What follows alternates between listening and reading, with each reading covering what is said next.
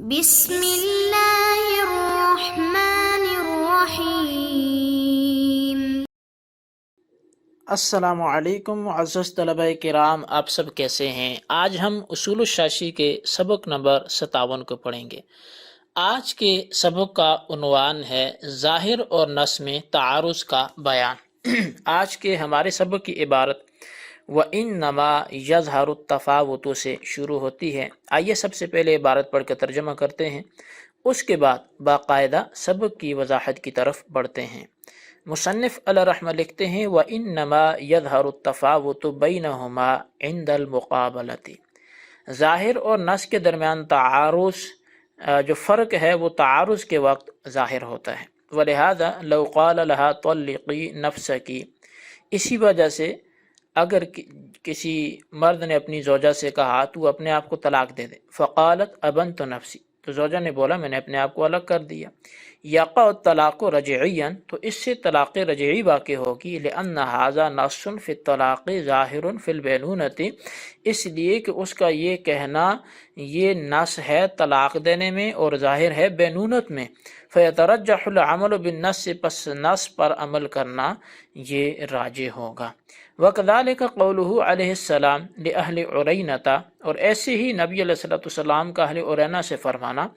اشربوا من ابوالها والبانها، کہ تم اس کے بول اور اس کے دودھ کو پیو، ان اونٹنیوں کے، نص فی بیان سبب الشفاء، یہ سبب شفا کے بیان میں تو نص ہے، وظاہر فی اجازت شرب البول، اور پیشاب کے پینے کی اجازت کے معاملے میں ظاہر ہے۔ وقولہ علیہ السلام، اور نبی علیہ السلام کا فرمان استنزہوا من البول فإن عامۃ عذاب القبر منہ، کہ تم پیشاب کی چھینٹوں سے بچو کہ بے شک قبر کا عام عذاب اسی سے ہوتا ہے۔ نص فی وجوب الاحتراز عن البول، پس یہ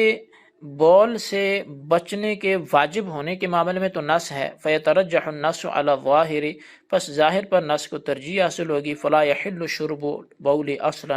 پس پیشاب کا پینا بالکل بھی جائز نہیں ہوگا۔ جی یہ ہمارے آج کے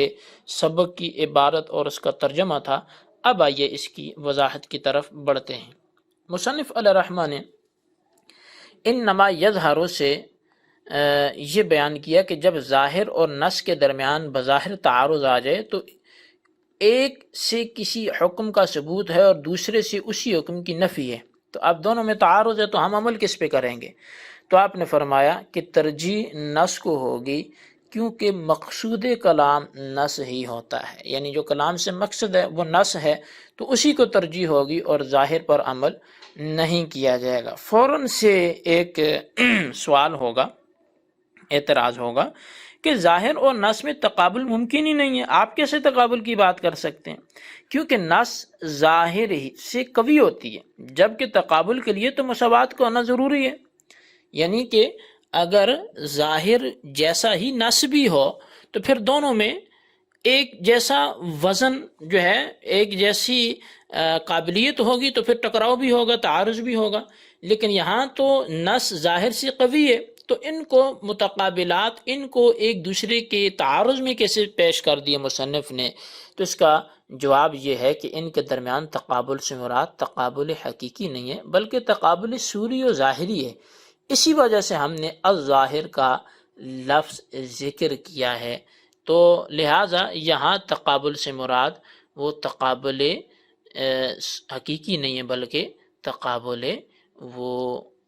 صوری ہے کہ جو بظاہر یہ لگتا ہے کہ یہ آپس میں تعارض آ چکا ہے۔ اب مصنف علیہ رحمہ ولہذا سے ظاہر اور نص کے درمیان تعارض کی مثال بیان فرمائیے۔ آپ فرماتے ہیں کہ اگر کسی شخص نے اپنی بیوی سے کہا طلقی نفسکی، کہ اپنے آپ کو طلاق دے دے، اور بیوی نے جواب میں کہا ابنت نفسی، تو اس سے طلاق رجعی واقع ہوگی، اور عورت کا کلام جو ابنت نفسی ہے یہ طلاق بائن کے واقع ہونے میں ظاہر ہے، کیونکہ ابن تو بائنا سے ہے، اور بائنا جب لفظ یہ استعمال کیا جاتا ہے تو اس سے تو طلاق بائنا واقع ہوتی ہے۔ اگر مرد عورت کو بول دے ابن تو کی کہ میں نے تجھ سے جدائی اختیار کی، تو اس سے اگر وہ طلاق کی نیت کرتا ہے تو طلاق بائنہ واقع ہوگی۔ اب یہی لفظ عورت نے بولا مرد کے طلقی نفسکی کے جواب میں، تو پھر وہاں طلاق رجعی کیوں واقع ہوئی، وہاں طلاق بائنہ کیوں نہیں واقع ہوئی؟ اب یہ طلاق بائنہ کے واقع ہونے میں ابن تو نفسی یہ ظاہر ہے، کیونکہ ابن تو نفسی کہنے کے ساتھ ہی یہ بات معلوم ہوئی کہ عورت اپنے آپ کو طلاق بائن دینا چاہتی ہے، اور شوہر کا کلام طلقی نفسہ کی یہ تو طلاق رجعی میں نص ہے، چونکہ بیوی اس جملے کو اپنے اوپر طلاق واقع کرنے کے لیے استعمال کرتی ہے جس کو شوہر نے سپرد کیا۔ یعنی اب اصول سمجھیں کہ اگر الفاظ طلاق بائنہ کے ہیں تو طلاق رجعی کیوں واقع ہو رہی ہے؟ تو اصول یہ ہے کہ بیوی اس جملے کو اپنے اوپر طلاق واقع کرنے کے لیے استعمال کرتی ہے جس جملے کو شوہر نے بیوی کے سپرد کیا تھا، اور شوہر نے جس طلاق کا اختیار بیوی کو دیا تھا وہ طلاق صریح تھی، وہ طلقی نفسکی کے الفاظ تھے، اور صریح طلاق سے طلاق رجعی واقع ہوتی ہے، اور بیوی کو اتنا ہی اختیار حاصل رہے گا کہ جتنا اختیار شوہر نے دیا تھا، اور شوہر نے طلاق رجعی کا اختیار دیا تھا، لہٰذا نص طلقی نفسکی کو ظاہر یعنی ابنت پر ترجیح حاصل ہو جائے گی، اور ابنت سے طلاق رجعی واقع ہوگی، نہ کہ طلاق بائنہ واقع ہوگی۔ تو چونکہ جس چیز کا اختیار دیا تھا وہ طلاق رجعی تھی، تو لہٰذا اسی کار اس کو بند رکھا جائے گا، اس سے آگے عورت کو اختیار حاصل نہیں ہوگا۔ اب وَكَذَلِكَ سے مصنف علیہ رحمہ جو ہے وہ حدیث سے مثال پیش کر رہے ہیں، یعنی ظاہر اور نص کے درمیان تعارض کی صورت میں نص کو ترجیح حاصل ہونے پر حدیث سے مصنف مثال پیش کرتے ہیں۔ سب سے پہلے حدیث کا کچھ پس منظر ہم دیکھ لیتے ہیں، اس کے بعد حکم کی طرف آتے ہیں۔ یہ جو حدیث ہے، حدیث ارینا کے نام سے اس کو جانا جاتا ہے۔ اس کا پس منظر یہ ہے کہ بعض اہل ارینا، یہ ارینا عرفات کی ایک بستی کا نام ہے، تو یہ بعض لوگوں نے اسلام قبول کیا اور مدینہ منورہ میں رہائش اختیار کر لی، مگر ان کو آب و ہوا موافق نہ آئی، ان کے پیٹ پھول گئے اور سخت پیاس لگی اور چہرے زرد پڑ گئے، تو انہوں نے اپنی کیفیت نبی علیہ الصلوۃ والسلام کی خدمت میں عرض کی، تو نبی علیہ الصلوۃ والسلام نے انہیں حکم دیا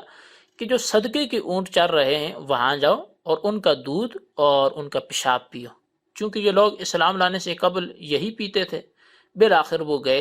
اور انہوں نے دونوں چیزوں کو پیا اور صحت مند ہو گئے، یعنی ان کی بیماریاں دور ہو گئی، اور اس کے بعد یہ لوگ اسلام سے بھی پھر گئے، مرتد ہو گئے، اسلام چھوڑ دیا، اور اونٹوں کے جو چرواہے تھے ان کو قتل کر دیا اور اونٹ لے کر وہاں سے بھاگ گئے۔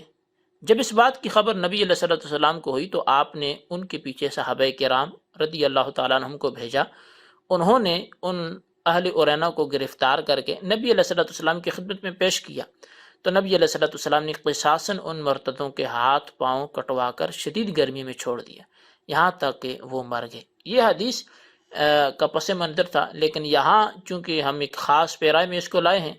تو یہ حدیث پیشاب کے پینے کی اجازت میں ظاہر ہے، یعنی اس سے یہ ظاہر ہوتا ہے کہ پیشاب پینا جائز ہے، اس لیے نبی علیہ الصلوۃ والسلام نے ان کو حکم دیا، اور پیشاب سے شفا حاصل ہونے میں نص ہے کہ یہاں ایک مخصوص مقصد تھا جس کے لیے ان کو اجازت دی گئی، وہ کیا تھا کہ تم صحت یاب ہو جاؤ گے، بیماریاں دور ہو جائیں گی۔ اس کے معارض ایک اور حدیث آتی ہے، یعنی ایک حدیث یہ ہے کہ جس سے ظاہر یہ ہوتا ہے کہ پیشاب پینا جائز ہے، اور ایک دوسری حدیث ہے اور اس کا جو ہے وہ پس منظر جو ہے وہ کچھ اس طرح کا ہے کہ نبی علیہ الصلوۃ والسلام نے ایک نیک سرے صحابی کو دفنایا، اس کے بعد آپ نے دیکھا کہ اس کو عذاب قبر ہو رہا ہے، تو چونکہ نبی علیہ الصلوۃ والسلام نے جب یہ دیکھا کہ اس کو عذاب قبر ہو رہا ہے، تو حضور علیہ الصلوۃ والسلام کے پیارے پیارے صحابہ کرام علیہم رضوان نبی علیہ الصلوۃ والسلام سے ہر بات پوچھتے تھے، تو اب نبی علیہ الصلوۃ والسلام نے دیکھا کہ میرے صحابی کو عذاب قبر ہو رہا ہے، تو آپ اس کے گھر تشریف لے جاتے ہیں، اس کے معمولات کے متعلق گھر والوں سے پوچھا تو بتایا گیا کہ بہت نیک سرے تھے لیکن بکریوں کو چرایا کرتے تھے اور ان کے پیشاب کی چھینٹوں سے نہیں بچتے تھے۔ پھر آپ صلی اللہ علیہ وسلم نے صحابہ کرام سے تر شاخ طلب فرمائی اور 2 ٹکڑے کر کے 2 قبروں پہ گاڑ دی۔ اب اس وقت نبی علیہ الصلوۃ والسلام نے ارشاد فرمایا کہ استنزہوا من البول فإن عامۃ عذاب القبر منہ، کہ تم پیشاب کی چھینٹوں سے بچو، بے شک عموماً عذاب قبر اسی وجہ سے ہوتا ہے۔ اب اس حدیث کا مقصد پیشاب سے بچنے کو واجب قرار دینا ہے کہ جس کے لیے اس کو لایا گیا، یعنی یہ کلام لانے کا مقصد استنزہ من البول، وہ یہ معاملہ، یہ کلام اس معاملے میں نص ہے کہ پیشاب سے بچو، تو پیشاب سے بچنے کے لیے یہ نص ہوا، جبکہ جو حدیث ہم نے پچھلی پڑھی اہل ارینا والی، اس میں بطور ظاہر کے یہ بات ثابت ہو رہی تھی کہ پیشاب پینا جائز ہے، اور یہاں نص کے طور پہ پیشاب کا حرام ہونا ثابت ہو رہا ہے، اور ہم نے پڑھا کہ جب ظاہر اور نص کا تعارض آ جاتا ہے تو پھر ترجیح کس کو ہوتی ہے؟ پھر نص کو ترجیح ہوتی ہے۔ تو لہٰذا چونکہ جس حدیث سے پیشاب کی اجازت ثابت ہو رہی ہے وہ حدیث کے ظاہر سے ہو رہی ہے، اور جس حدیث سے پیشاب کا حرام ہونا ثابت ہو رہا ہے وہ اس کی نص سے ہو رہا ہے، تو لہٰذا جو حدیث نص کے طور پہ آئی ہے وہ پیشاب کو حرام ٹھہرا رہی ہے، تو اس لیے ہم نص پہ عمل کریں گے، ظاہر کو چھوڑ دیں گے۔ یہ ہمارے آج کے سبق کا خلاصہ تھا۔ آج کے سبق کو آپ اپنے انداز سے نوٹ کریں، بالخصوص جو ہے وہ ان سوالات کے جوابات تھے۔ سوال نمبر 1 یہ ہے کہ جب ظاہر اور نص میں تعارض آ جاتا ہے تو پھر کس کو ترجیح ہوگی؟ اور سوال نمبر 2 یہ ہے کہ کیا حلال جانوروں کا پیشاب پینا جائز ہے؟ اگر نہیں تو دلیل بیان کریں۔ اللہ تبارک و تعالیٰ سے دعا ہے جو کچھ ہم نے پڑھا سنا اسے یاد رکھنے کی توفیق نصیب فرمائے، آمین بجاہ النبی الامین صلی اللہ علیہ وسلم۔